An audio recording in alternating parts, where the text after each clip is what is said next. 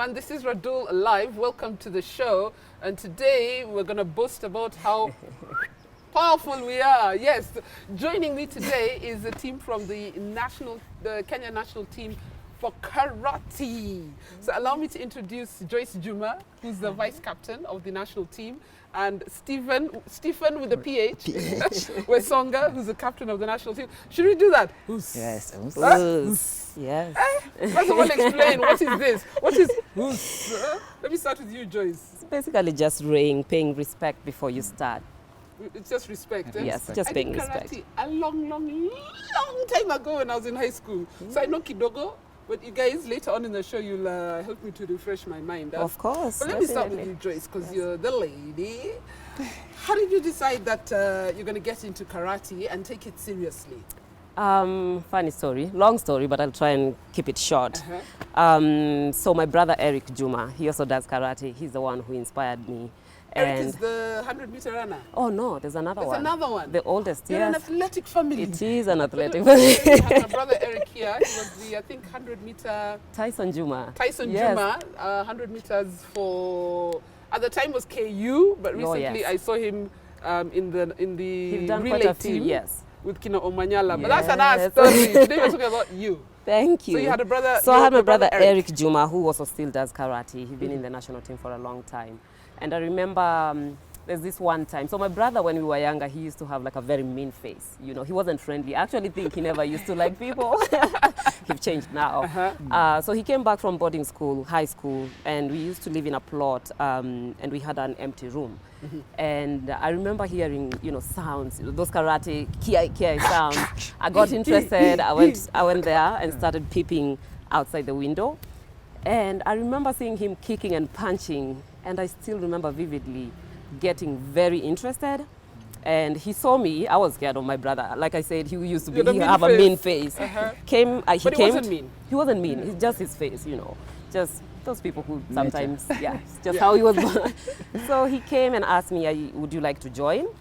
And I said, yes, I would like to join. He said, I hope you don't cry. I said, I won't cry. I'm not a crier. I won't cry. So I went in, and I remember doing this work. Basically, I was just copying what he was doing. And we did the workout. I finished the workout, and I really loved it. And he told me, since I'm going back to school, it was a midterm break, let me introduce you to my club. So he took me to Thika YMCA. And I remember going in there, and it was all men. And the floor was concrete, you know, mkorogo, no plaster. And it was very hard. It was hard, it was long, but I did it. It's not like these days where we train 2 hours something. There back then it used to be longer hours, you know, 4 hours training non-stop. It was painful, but I did it. I finished it. And there was this sensei, the coach. He was a really, really nice guy. May his soul rest in peace. He told me, msichana, endelea, keep coming. You've got something. Yes, you've got something. You finished the workout. I can see the determination. So we went back home, and I remember we walked like 7 kilometers, went home, and I was sore, and my feet were painful. And we got home, and my dad, you know, I'm a daddy's girl, my dad, he was massaging me with hot water and robe, and I was crying, I was in pain, but I could see the happiness on his face. It was like a daddy proud moment. I was like, usijali, ni kidogo, utazoea tu.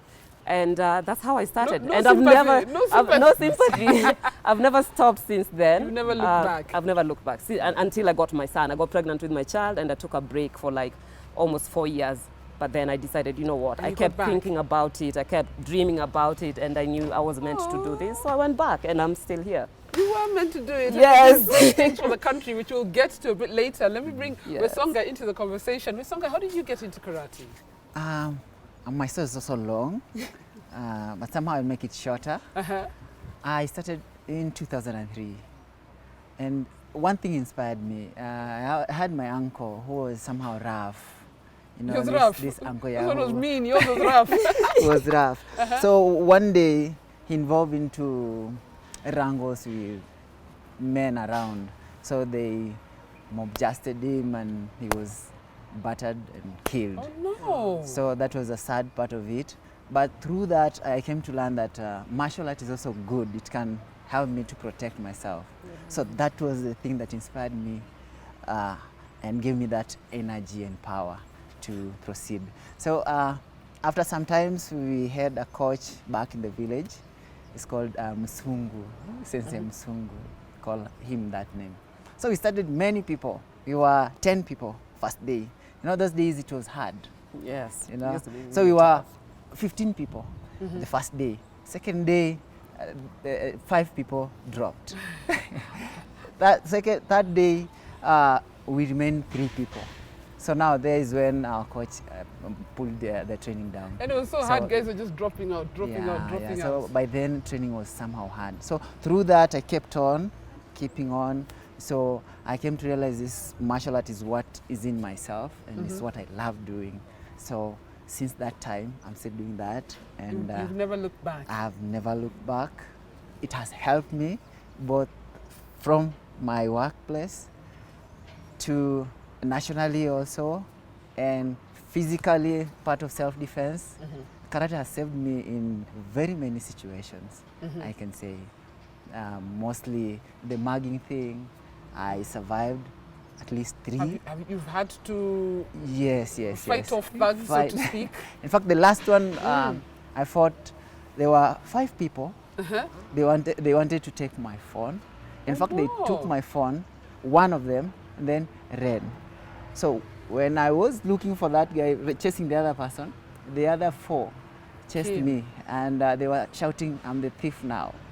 They use that trick. Yeah, they do that. But to their surprise, other people come and mob just to see. So to their surprise, I was up to the task. So it was. So martial art saved me, and it's still saving me because I'm physically fit. I'm okay. I'm representing my country. I'm very proud of it, and I'll encourage people to do that, to do martial art. To do it for your own self-defense. But then one thing I also know, having done karate many years ago, is that it's also about self-discipline and restraint. Yes. Yeah, yes, tell me about that. So you see, for example, Carol, when you do martial arts, or any contact sports, to put it that way, you kind of, especially for females, I'll speak for females, I've never gotten in trouble, and I think this is mostly, well, I have once, but this is mostly because they can sense the energy. They can sense that you can defend yourself. The way you walk, the way you talk, the confidence you walk in the streets with, people can sense. So even when they want to mug you, they can't, they won't. It's a one advantage that I feel like people should do. It's especially females. Every female should know some few basic techniques to protect yourself, and it gives you confidence. You know, you're physically fit, you're mentally fit. We all should learn martial arts. Martial arts. Yes. But then you don't pick a fight. No, you don't. Because you know you can. True. I think these are the reasons why God said, "Apana, Carol, you're not getting to black belts. I just go around picking fights." Maybe because you didn't do it longer enough. But it's a sport. It's a sport. It's an art. Yes, at what point in your career did you decide, I want to do this at national level? Because it's one thing wanting to protect yourself, but it's another thing saying, this is a sport that I can take on. I can compete in and go to the national level, and go to, and represent my country at the international stage. Right. You know, it becomes interesting when you start and you notice you're actually good. Then it's you start to build your confidence. You start to go to these tournaments, and then you realize actually you can do it, and you also realize you can actually earn from it, right? And that's the best bit actually. You can earn from it. You're very confident. So you realize this as you go by. It starts slowly. You know, you start with the discipline, building the confidence, and then you go to tournaments, and then from there they start selecting teams, and just like that, you're in the national team. You must have had it a bit easy in quotes, because when I interview a lot of athletes, they're like, "Oh, but my parents were like, that's for playing. Get a serious job, get serious things to do." But you come from a family where your brother is a karateka, your other brother is a 100-meter runner. Yes. Your dad was massaging your ears, telling you, "Come on, continue." Yes. So family support was always there. I got that fully, always. Funny thing, my dad, even up to date, he still have my very first article on the newspaper. This thing, I think this was Taifa Leo back then. This is like 18 years ago. I've done karate for almost 2 decades. And my family have always been very supportive. You know, my mom used to do handball and volleyball. My dad was a soccer player. You know, my brother Kevin was playing for Gor Mahia before he got, and then there's Eric, and my firstborn brother Evans was doing bacquet. So and Mildred was doing boxing. This was way before Congestina, you know. Okay, who in your family is not an athlete? That's what I should be asking. No one. So it's a sports family. So that was a very good environment to develop in. It was. What about you, Wesonga? Did you have the family support? For me, I struggled myself out of that because I'm the only sportsman in the family. Majority of guys there they were just concentrated on their work. Accountants. They didn't see sports as something serious. Seriously. So for me, just that inspiration, as the way Joyce says, then you find the federations are organizing these events, so you participate in them, you find hope from what they are putting out. Maybe if you come to this tournament, we are selecting people to represent us on this. So with all those, you feel, I need to be part of those people who will represent this country, who will represent my country. So you find that energy. So in our family, we're just fighters, we wrestle. You're mental fighters as well, right? Yeah, because... What is the karate space like in Kenya in terms of, I know there's a federation, are there local tournaments? What are the activities that happen on a local stage before we go internationally? Okay, do you have regular tournaments? Yes, we have. Previously, we just did a Kenya Open, but we do have so many associations in Kenya, karate associations. Yes. And every month there will be a tournament. Every county will be holding a tournament. You know, Nairobi County will be holding its own tournaments under different associations. So we do have locals before we do the Kenya Open. So the Kenya Open is the national. So this is everyone from everywhere is invited. How many ladies? Who? You know what? Yes, actually, speaking of that, we used to be many. Unfortunately, not as many at the moment. Surprisingly, when we held the Power Girl, I think the Power Girl event, we had a big number. So this wasn't a tournament. This was it's just a group of ladies, and we organized a training. You know, we created a safe space for girls to come and talk, share their joys and sorrows. And a lot of women actually came, a lot of girls and women. Girls. We had like 120 participants. Wow. Girls? Right? Yes, girls and women, It was very, very interesting. So it means people still want to do it. Girls and women want to do it, right? But we're still struggling with creating that momentum and safe space to assure them, Because you did say that you got pregnant, so you had to give up the sport for about 4 years. I did, because, motherhood is quite a job. It's like a full-time job, right? And before you gain your confidence to get nannies and let them, and most girls and your body changes. Your body changes, you don't get the time that you used to have. And a lot of women actually fall out after that. And this I would like to let them know, but that you shouldn't. You only need, you can come back. You only need 1 hour a day, or only 3 days a week, and you can still come back. You still have the muscle memory. If you're an athlete before, it won't be a struggle to come back. You may struggle a little bit, but you'll get back to it really quickly. Don't be like Radull. I'm bringing you back, by the way. That's we are doing that. Okay, I want us to take a short break. As we go to break, I want you to teach me a move. Okay. Before we do, explain to us what a kata is, because I know in karate you have katas and then you have actual kumite. sparring. Yes. Kumite. Kata and kumite. So we have those Kumite. two categories. We have kata, as you say, then we have kumite. So on kata, these are formation patterns that we put together to make a pattern. It can be the higher pattern or the lower pattern. I mean, the pattern with more of a lot of techniques in it. So you're not fighting anybody. You're just fighting with internal person. You're doing the moves. It's almost like as a dance. Imagine someone, you're fighting someone inside it. So that is kata now. When it comes to kumite, this is now where you face your opponent, put on gloves, you fight. you fight, you exchange. You have a referee, Get then points. you get points. That's kind of like wrestling in quotes. Yes. Yes, pretty kind much. of. Or the Now the sport part of it now, in terms of fighting. contact. Yes, Yes. contact. Contact. Yes. And when you go for international competition, is it, or for any competition? Yes. Are you being graded on katas, or you're being graded on kumite? Eh? You know, Let's go. for What's the other one? kumite. Kumite, yes. For an international event, what federation does and what is there in the World Karate Federation, they have two things. We have specific people who does kata. Then you have specific ones who does kumite. Kumite. So from your country, you are taken specifically, you know, I'm going out there to represent my country to play kata. And that's your work. You are carried out here to go and represent your country to do kumite, to fight. And that's your work. So there is where you go. As we go to break, Yes. let's do a kata. Ever teach me a I'll teach kata? Carol a kata. Ever teach me a kata?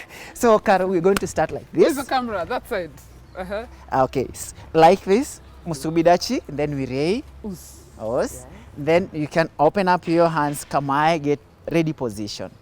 Then I think you'll do which kata? A cheap and easy one. The easy one. I So should be behind you though, so that you get your steps. Yes. There you go. now Like that. you from here, you turn this side. Remember that thing you're Yes, doing like that? you are doing like this, Oh, wait. like this, then front leg like this, Just take me through the move. You stand in front of me. in front of you, Yeah, so I can see. like this. Uh-huh.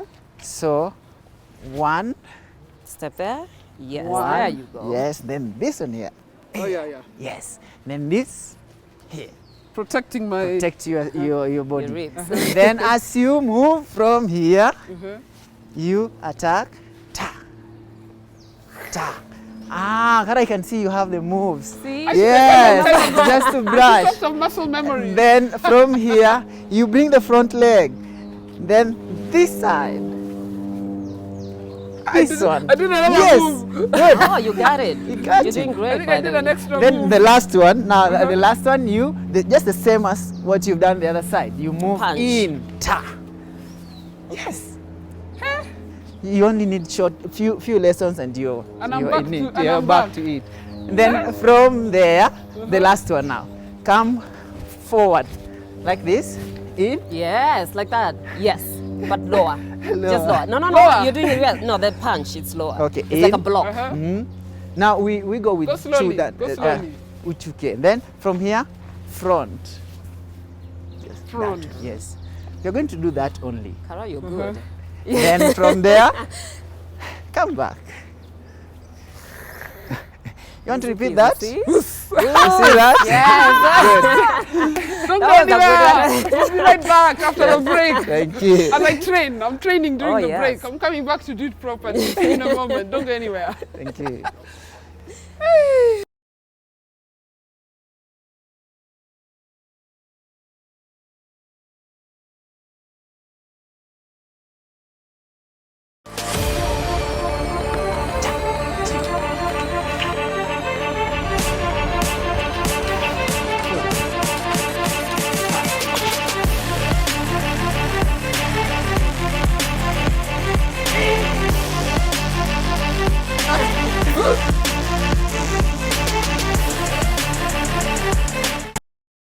So Power Girl is an initiative that we started, a few ladies from the national team. And basically the reason why we started it is to create a safe space for our girls in karate and to elevate them, and basically just to let them know that karate is beneficial for them. And what we do, we organize training sessions, maybe like once in 2 months, and we just come together.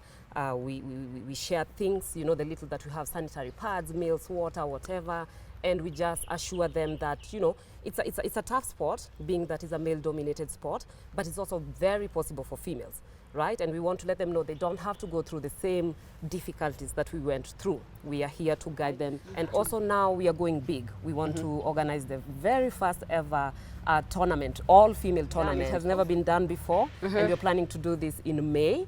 you know, with the support of our Kenya Karate Federation, the Nairobi City Council. Yeah, so it's an all-female, and we want all powerful females that have given back to the community. How you can sign up is very easy, nothing complicated, as easy as saying, hey, I want to be there, and you'll be there. Asante.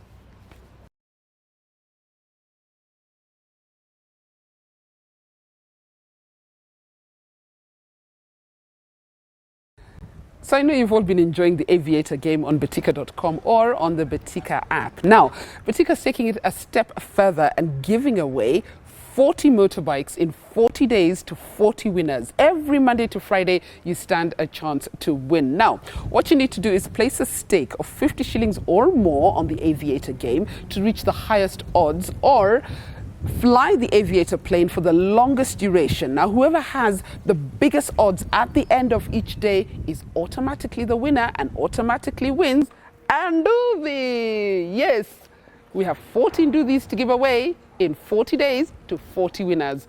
Ndudhika na Aviator.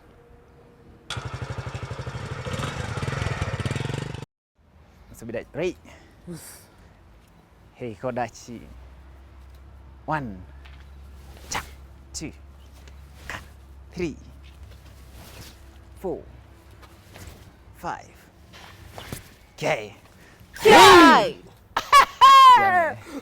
Oh, I don't think I'm supposed to do that. Welcome back. This is Radull Live. We are live on location here at the Hub, where we are speaking to Stephen with a PH, Wesonga, the team captain of the Kenya National Karate Team, and Joyce Juma, she's the vice captain of the Kenya National Karate Team. That was not easy. I know, right? But I want bonga points. But you're very good. You're a fast learner. But I need to that was a good one.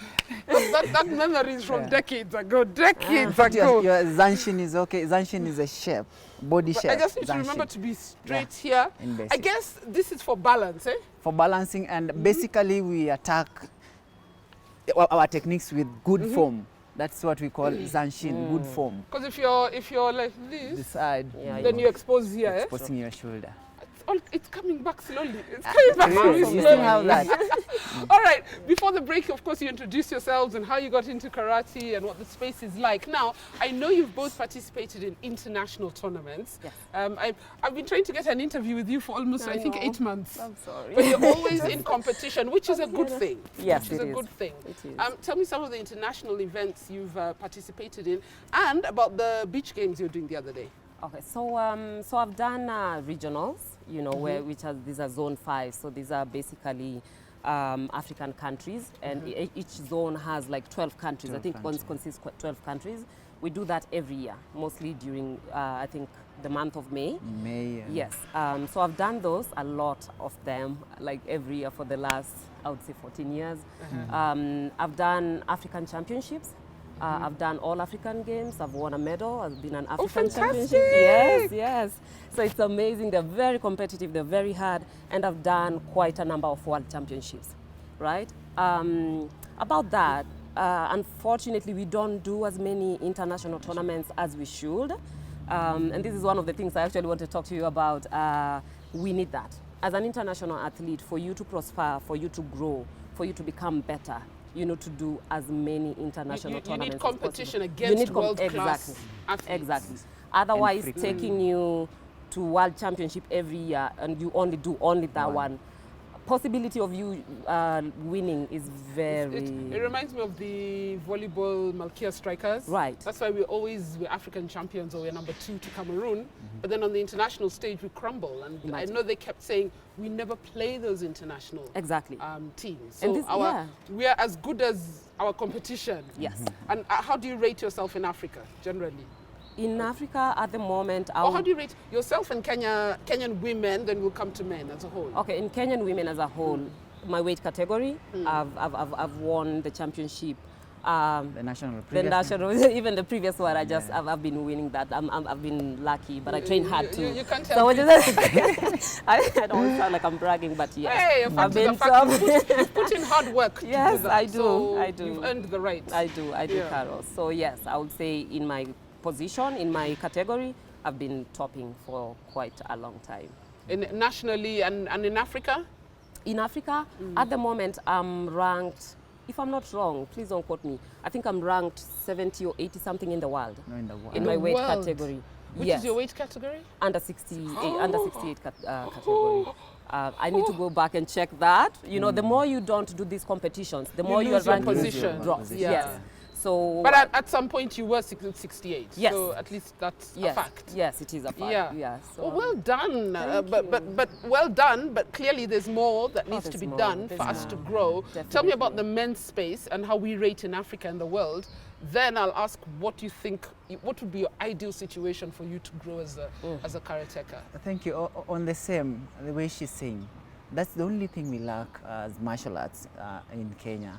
We are not exposed to these international events. You can, 1 year ends, maybe you've done one or you've not done any. So to maintain your ranking, it becomes so difficult in a way that when you forfeit these the international events, your rank goes down. So nationally, I'm also doing well. I'm playing under 75 kgs. Yes, and currently I'm the champion there.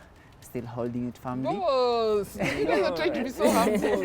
And then in Africa, I've done all African games. In Africa, I was ranked number 6. Yes, under that my weight category.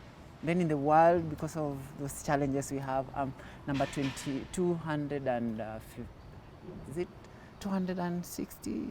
around there. Around there. Yeah. I imagine the competition is harder for men as well. Yeah, it's hard. It's hard for men, but we put in a lot. What is the? Do we have national? Who's our national team coach? Do we have a good set of coaches that are spread around the country? Yes. Nationally, we have Sensei Bon. Yes. The senior national technical. coach. Yes. Then we have the assistant. Yes. Bonowiti. Yes. Bono Very, Witi. very good Yes. gentleman. Then we have Sensei Kiari Gichini, the assistant. And then you also have the assistant also. Sensei Gendi. Gendi, Sensei yes. Gendi. Sensei Gendi And there are so many around there who Are come the in. coaching programs spread around the country? As in, are we training athletes all over Kenya, or it's concentrated in Nairobi? Like I said, we do hold those Regional tournaments, county tournaments, and we also have coaching courses that we do regionally. So that's how, that's how you get to be a coach. You have to do those courses. And I think that's the best part of it, that our coaching commission and referee commission and stuff, and that alignment, they're trying to bring karate back to the counties. So they are holding those workshops at the regional level. So I think with time, we're going up. What is a training day? Before I come into what you need, what is a typical training day for you? Do you have on and off season, or you're on season throughout the year? And what is the training like on and off season, if you have on and off season? So for me, like for example, last year I thought we had like an off season, but I don't think we did, because it's only off season in the country, right? Because you have your calendar, which sometimes ends around, the last one we did till November, December there, right? But then you would see other countries, like international tournaments going on till like the 30th or 20th of December or something, and 2nd of January. And you're participating in those. And people are participating in those, yes. So there's no really off-season, there's maybe a less competitive tournament, In terms of training, I think also depends with your club, because we train into our clubs until we meet as a national team, or until we meet where they need to select a national team again. And that depends on how you're training. I don't know, Wesonga, how many hours? How many hours do you train? How many hours do I train? What is Joyce Juma's typical day when it comes to training? So for me, normally, as you know, I was a sprinter and I still love the track. By I the love way, the track so much. I saw you sprinting the other day on IG. I'm like, why is she not a 100-meter dash sprinter? I used to, but at that time I was doing speed skating. I was doing karate. You're doing speed skating Yes, as I used well. to be a speed skater. I represent my country. Let me brag a little. But it just, but Girl, so maybe I should ask, what sport do you not do? Because that list is shorter. Oh, now it's only one, to be honest. One that I can do internationally or nationally. And I had to choose karate, of course, because it had a big place in my heart. Sorry, there are kids over there, but yeah. we'll allow them to make their... I No think our worries. mics are still picking us. So what is your training day like? So my training day is like in the mornings, I would go to Karura, you know, and I would do like a 5K run, and then I would head straight to Kasarani, and I'll go and join the sprinters there, and we will do our workout, which normally takes like 2 to 3 hours. It depends on what workout you're doing that specific day. And then after that, I'll take a break until like 3 p.m. and I'll go back to Kasarani or in my apartment gym, and I'll do karate for 2 hours again. So that's my normal day, and I do this thrice or 4 times a week. So almost 4 or 5 hours every day Yes. of training. That I put in, yes. Hey? It's a lot, yeah. Okay, there are kids coming here to play, so excuse that we love noise. kids, yeah. But then I found the noise of children. I know. It's a beautiful sound. It is. When kids are playing and laughing, it's a beautiful sound. What's your training day like, Wesonga? Mostly we train 5 times a day in my club level. So when 5 times a day? 5 times a day. But whenever we have an international event, I put on more energy, more work now. I wake up very early in the morning, I do 1 hour. That is from 5 to 6:15. That's my personal training. Then I go to the club, I train again with the club members for 3 hours. And then in the evening, I also come at exactly 6 in the evening. I do another 1 hour. And what are you doing in these training sessions? Is one gym, is one cardio? Are you practicing katas? Are you practicing kumite? Kumite. So because I'm a kumite guy, I'm a fighting guy. I used to do both of them, but when I do international, I specialize in on kumite. kumite. Yeah. So I always have some program. Like I want to do legs today, kicks. I take 1 hour kicking and doing all sort of things that pertains the kickings. And then when I come again in the evening, maybe I say I want to do hands. I want to do movements. I want to do the techniques when I have an opponent. You see, it's a buffet of things. I have to know how to judge my opponent, to learn how to judge my opponent, how to know when he wants to attack me. I want to know how to move out of him and how to come out of him. I need to know how to kick it properly. So on top of all the skill, it's very mental. It needs such a mental sport. So huh? mental. Yes, it's a mental sport that requires your time and your good mind. Because I have to look at you when you are standing here. I want to see, do you want to attack me? Yeah. Then I know what to do. Do you want to move? Then I know what to do. Do you want to stay there? I'm looking at your leg. That leg. I just look overall. Maybe you're faking it. I watched too many Jackie Chan movies. No, like for us, we can say we are psychologically you need to be good because I have to look at you, and from your eyes, from your Anticipate muscle, your move. I'll be able to know you want to move your leg, you want to move your hand, your leg, you want to go out, you want to come. So it's also something that needs your mind to be in it. What would be an ideal situation for you for karate in Kenya so that it goes to the next level? Can I answer that? Yes, you can. Okay, cool. So thank you for asking, Carol. For me, an ideal situation for us to prosper or even become better athletes internationally is to do as many training camps as possible. By training camps, I do not only mean locals. I mean international camps. Who are the power countries in the world? Like I know for volleyball, they usually say Eastern Europe or Brazil or Cuba. For you, where would those camps be? Eastern Europe is very good. You know, places like, you know, Turkey is very good. Kazakhstan, you know, the STANs countries, they're very, they're very good. Doing well, they're doing well. Japan is also very good. And you see, with karate, mostly, it's most of it is individual, right? We have team tournaments, but it's mostly individual. So you'll find, you know, each and every athlete from specific countries that are very, very good, right? So you wouldn't say generally this is the only country or that country. It could be each and every player from individuals from different countries, yes. So you need these camps. You need these camps. You need these camps, and they hold them a lot. You know, you would have like in a year they have like 4 international training camps for elite athletes. You know, if you've participated in World Championship, you're considered elite. And it's very important for people to go to these camps, which we've never done, unfortunately. You know, and if we could have 2 of those in a year, and maybe 2 other international competitions in a year, then believe me, in 1 year or 2 years, we'll have a lot of World Championships from the country. Yes. But what does because I know a lot of national teams are always like the government needs to pay for this, the government needs to pay for this. But Kenya is one of the few countries where the government actually pays for a lot of international sport, where it should actually be the federation going out to look for corporate partners who are going to offset these costs. Yes. So does the federation have any corporate partners? Do you individually have any endorsements? You know what? At the moment, we don't have any, unfortunately. But it's definitely something that we should look into because you know we may. I know the government is doing their job and they're trying, right? But I think also, as you've said, us ourselves. I feel like saying not hard enough, but I'm there, so I can't say that. Hopefully, we'll change things. Yes. So we really need their support. They're doing their best. I know, and I hope.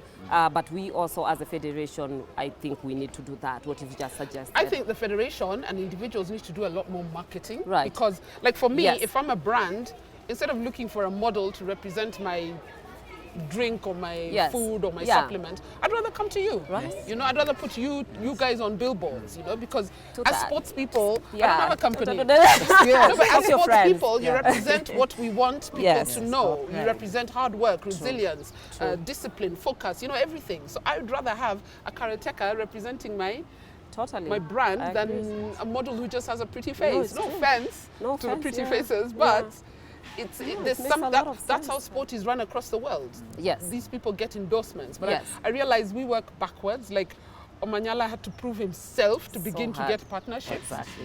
Nobody feels like, let me get behind you. When you succeed, I'll be like, you know what? I helped. Yes. Not I'm on the other end waiting. Yes. For you to succeed, and then I ride on your success, not knowing what you've gone through. So things are a little bit upside down in this country. Hopefully we'll change things. It is. And you know, it's so easy for athletes to succeed, especially when they have those sponsorships. Because most athletes, unfortunately, come from a very difficult background, right? So supporting themselves, getting those fares to get to Kasarani, you know, even having a meal, 1 meal in a day. Buying this, paying gym fees. It's so expensive, right? So it kind of limits their performance. So when they get these things, it could be as easy as it could be as little as just the gi. You know, you give an athlete a karate gi. That only is a motivation and could really lift them up. So it's so little, because sometimes I feel like maybe the sponsors would feel like maybe it's a lot of money or something, but it could be as little as this belt. As little offsetting as your cost. Yes. Okay, we need to wrap. This was supposed to be 30 minutes, but I think we've spoken for more, which is fine because we wanted to understand. Both of you are black belts. Yes. Black belts is the ultimate. There's no better than black belts. Well, even in black belts. With those, in that black belt, we have stages. All their categories. Yes. Very quickly, for those who don't understand, the difference between karate, taekwondo, which is the other one? Jitsu, which is the other one? Judo. What's the difference? And summarize in like 30 seconds if you can. I'll start with taekwondo. When it comes to taekwondo, they mostly specialize on kicks. On the legs. And small, when they apply hands, it's not that. It's not as effective as karate, yes. Then when it comes to karate, we carry entire thing. You can kick, punch, put you down, attack from the ground. And sort of, it's a complete thing. It's a complete. And I also think taekwondo is from Korea. Karate is Japanese, judo is Japanese. Yeah, so we kind of karate and judo, we kind of use the same terms. You know, you kind of understand the rules. And kung fu, what's the difference between karate and kung fu? Kung fu is Chinese. I think. Yeah, I don't know if we have any. In terms of the skills, it's similar. They they're all martial arts, but the forms is what matters. How they do how they okay. does their thing. As we wrap, I need you to teach me at least a kick. At least a kick something that has a kick. I used to have a very good kick. Nowadays, Trust me, you still got bone it. density. It's still in there. Like you said, muscle memory. If you've done it before, it's there. Okay. Teacher Mawashigiri. Okay, so when you're here, right? This is the normal fighting stance. Yes. Right. This is how we fight. So the back kick is called maigeri. If you're kicking in the tummy, this part, right? And this is how we do it. You kick and you snap and you back. It's so Kick, Yeah, snap. front, Yes. yes. So okay, I need to balance. yes, to get a balance, just step in front and then come back. You can just kick, step, and then come back. Step Yes. And come and back. And your guards are always high. Your guards are always I up, feel I'm right? going to pay for this at Yeah, night. oh yes, you're definitely paying me. So we go, maigeri. And That's maigeri. Oh, Stop. forward and Yes. then back. And back. Wait, I try the other leg. Yes. I'm Let's feeling try this- the other leg. This other leg. It's better. Okay. So we kick, we snap, and we step and back. One, two, go. yeah. Hey, Step and back. and back. Hey. Kick, step. Oh, step and back. Yes, just for the balance. Okay, okay. Yes. So kick, step, and back. And you change your guards as you go. So when you step, right, you've stepped. This your one guards, is in front. Yes, so you're guarding yourself. When you come back, this that's is in front. Yes, exactly. So that's just maigeri. That's the Maigeri. tummy one. And there's- we can do the head one. There's the other one I used to do something like this. Mawashi. Yes, Mawashigiri. that's the mawashi Something geri. like that. That is mawashigeri. So That's we can mawashi do geri. mawashi By the way, geri. it sounds familiar. We do, it does, right? So we do mawashigeri on the head to the top, the highest you can go. So 1, 2, 3, step and back. And back. Same again. 1, 2, 3, go. Step. Oh, step And and back. Yes, for the Wait, wait, balance. wait, wait. Okay. 1, 2, 3. Step Yes. and You back. try the other leg. The Yeah. leg is not as strong.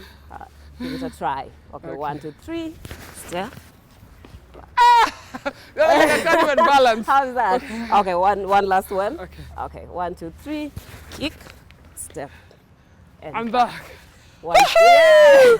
I've enjoyed this one. Yeah. If you see me on the street, don't mess with me, man. We've been speaking to team captain Stephen Wesonga and vice captain of the Kenya national team for karate, Joyce Juma.